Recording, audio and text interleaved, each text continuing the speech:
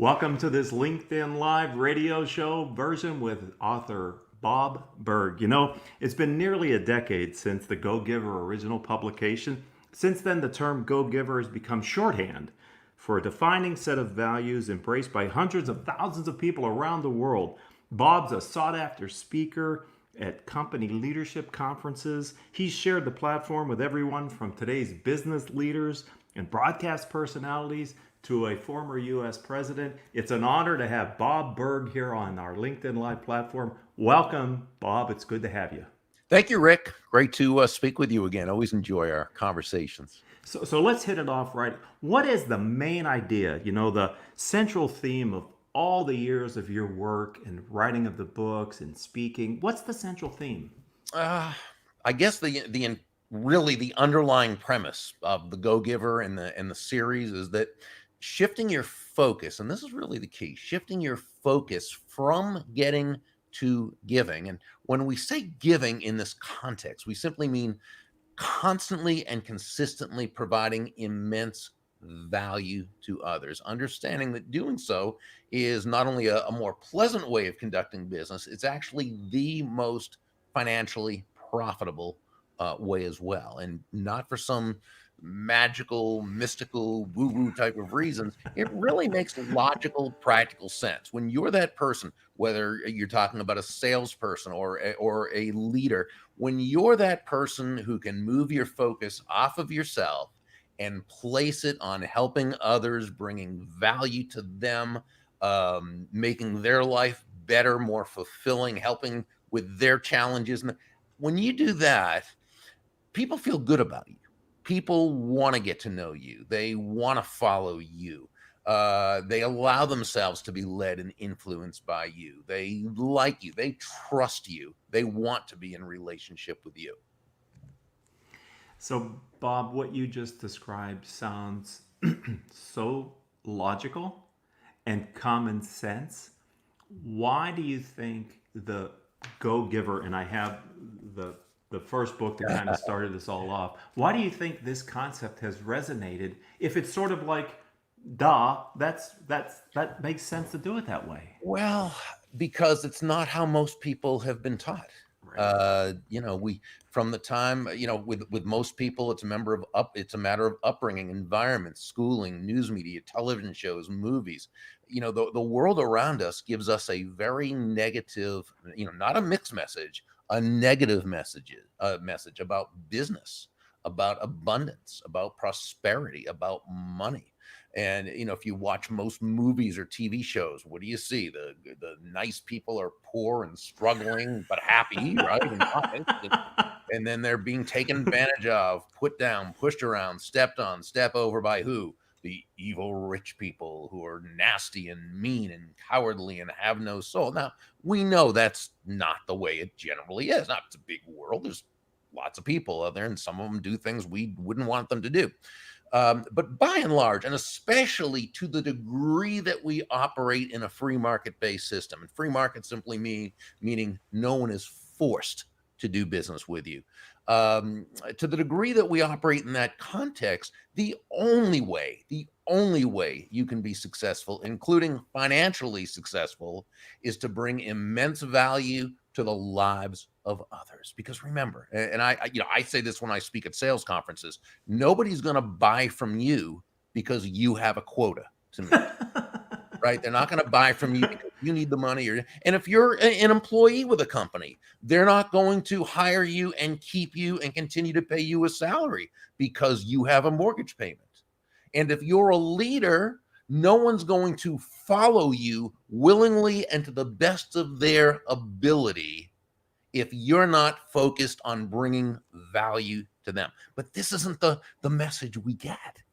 Right. And so because of this, it really is something where I think that's one reason why the Go Giver took off as quick as it did. Our early adopters, I guess, were the already very successful leaders, already very successful people who said, who wrote to us and said, this is what I've been trying to tell people for years. This is how I did it. And people haven't believed me. Right.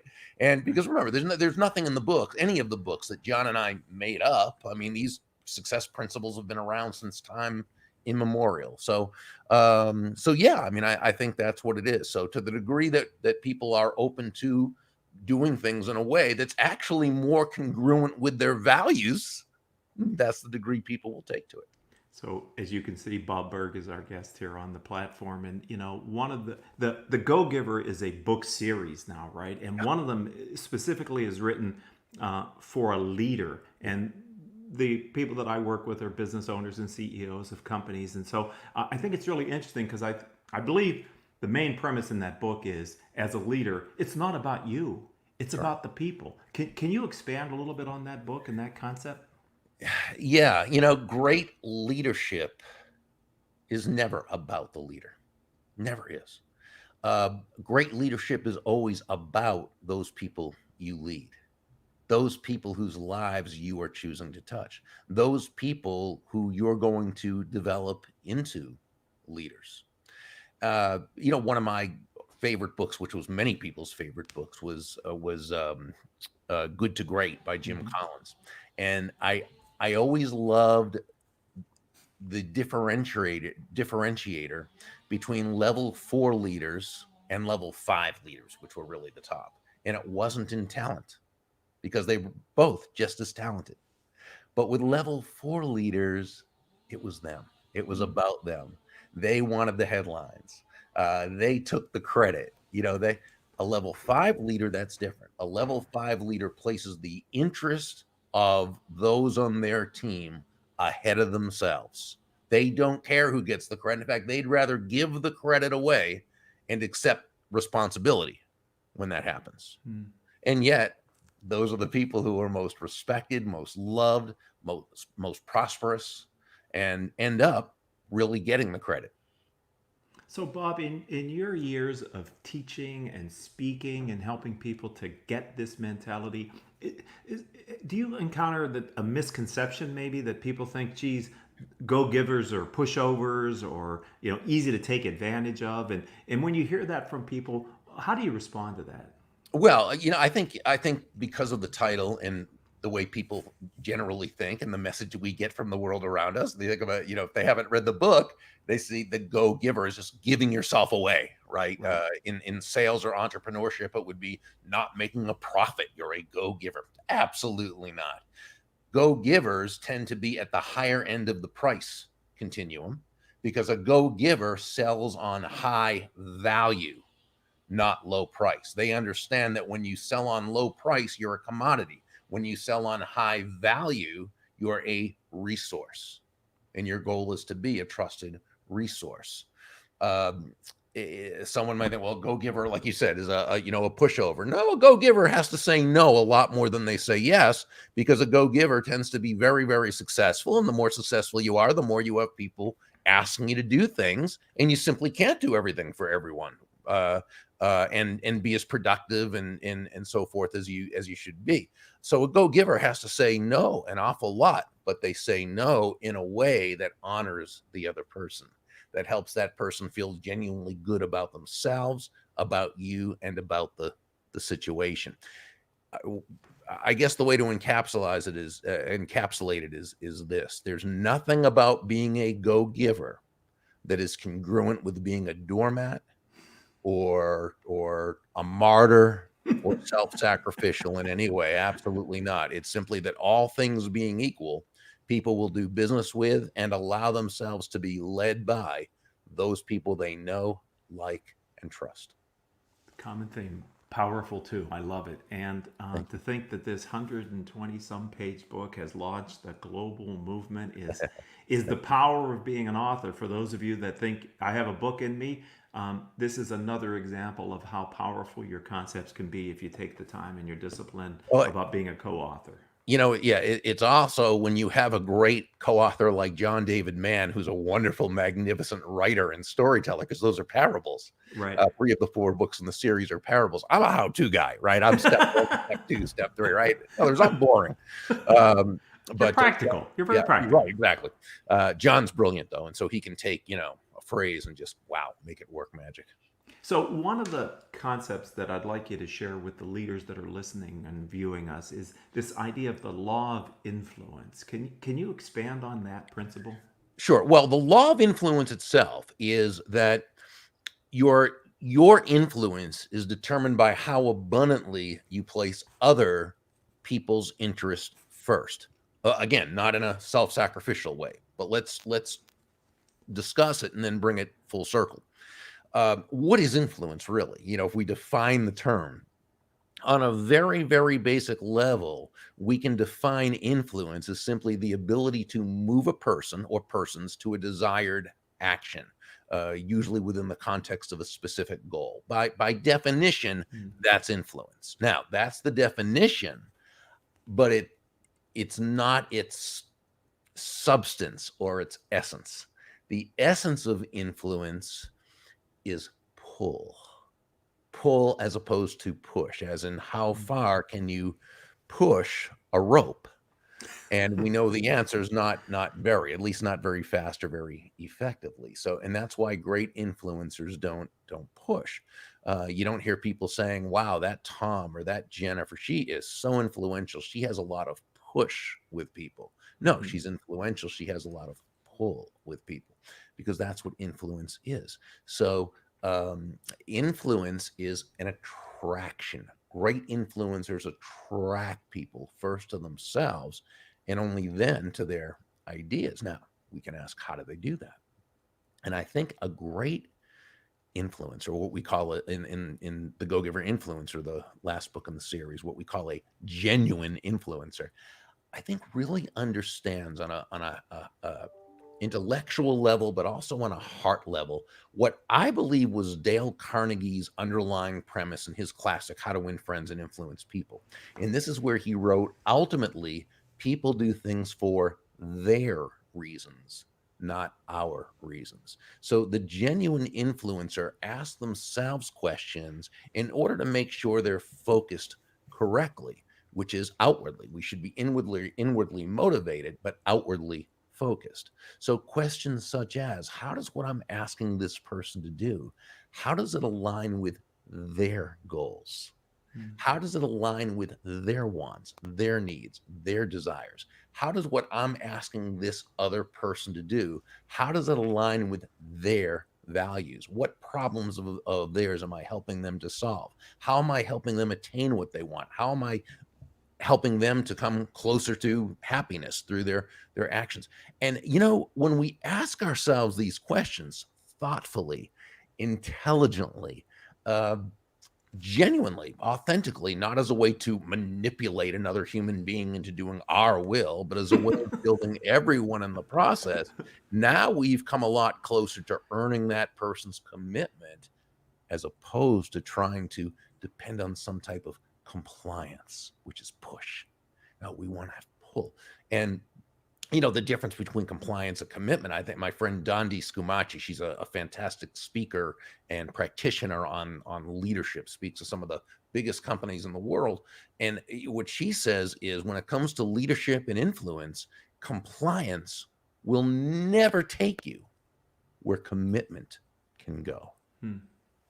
I can see why your message has resonated at leadership conferences and also with sales conferences, because in both ways those leaders and those sales professionals need to get people to see the world in somewhat the same way they do and convince them to do something because they really want to, because it's in their best interest. I Because it can is see in their why your best interest. message is Sure. so strong. Thank you. So how did you come up with the term go giver? Well, years and years ago, I had a book out and it was for entrepreneurs and salespeople. It was called Endless Referrals. The Hmm. subtitle was Network Your Everyday Contacts into Sales. It came out in the mid 90s. It's since been updated, revised a couple times. But the basic, was really about how salespeople and entrepreneurs who had a great product or service, they were proud of it, they knew it brought great value to those they served, but they didn't feel comfortable going out and creating the connections and the relationships that would result in direct business and referrals. So it was a step by step, it was a system for doing so, creating those know, like, and trust relationships. And I personally, I define a system as the process of predictably achieving a goal based on a logical and specific set of how-to principles, the key being predictability. If it's been proven that by doing A, you'll get the desired results of B, then you know all you need to do is A and continue to do A and continue to do A, and you get the desired results of B. But it was a how-to book.